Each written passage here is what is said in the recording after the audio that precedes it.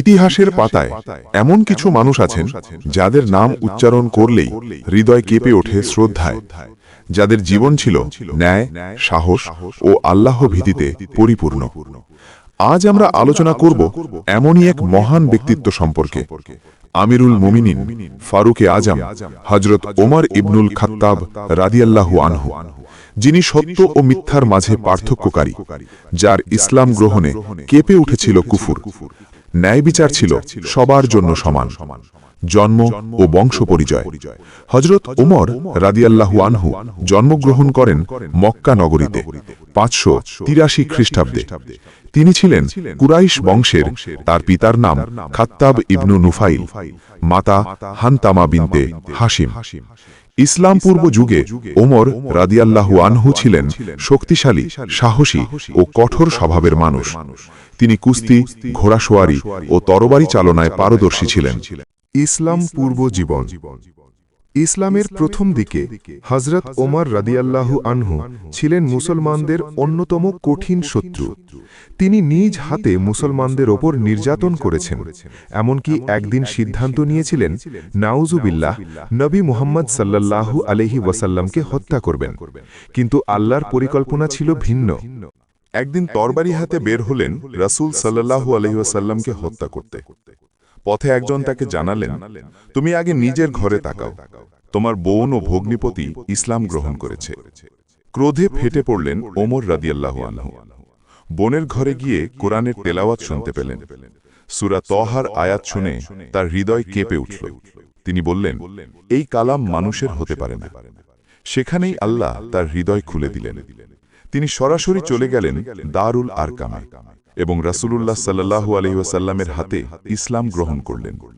রাসূল সাল্লাল্লাহু আলাইহি ওয়াসাল্লাম তখন বলেছিলেন, হে আল্লাহ, ওমরকে ইসলাম দ্বারা শক্তিশালী করুন। ইসলামের জন্য অবদান। হযরত ওমর রাদিয়াল্লাহু আনহু ইসলাম গ্রহণের পর মুসলমানরা প্রথমবারের মতো প্রকাশ্যে কাবায় নামাজ আদায় করেন। তিনি ছিলেন সত্যের পক্ষে আপোষহীন। রাসূল সাল্লাল্লাহু আলাইহি ওয়াসাল্লাম তাকে উপাধি দেন আল ফারুক, অর্থাৎ যিনি সত্য ও মিথ্যার মাঝে পার্থক্য করেন। খিলাফত গ্রহণ। হযরত আবু বকর রাদিয়াল্লাহু আনহুর ইন্তেকালের পর 634 খ্রিস্টাব্দে হযরত ওমর রাদিয়াল্লাহু আনহু দ্বিতীয় খলিফা হিসেবে দায়িত্ব গ্রহণ করেন। তার খিলাফত কাল ছিল প্রায় 10 বছর। ন্যায় বিচারের অনন্য দৃষ্টান্ত। হযরত ওমর রাদিয়াল্লাহু আনহু এর শাসনামলে আইনের চোখে সবাই সমান ছিল। একবার এক খ্রিস্টান যুবক অভিযোগ করল, খলিফার পুত্র তাকে অন্যায়ভাবে আঘাত করেছে।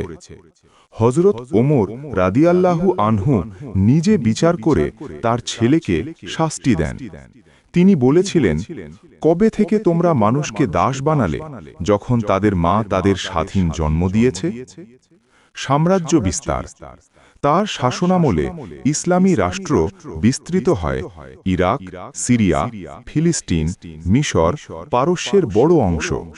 তবুও তিনি ছিলেন অতি সাধারণ জীবনযাপনকারী। সাধারণ জীবনযাপন।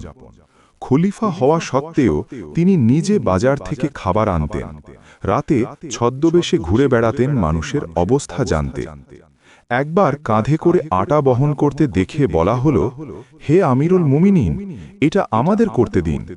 তিনি বললেন, কিয়ামতের দিন কি তোমরা আমার বোঝা বহন করবে? শাহাদত।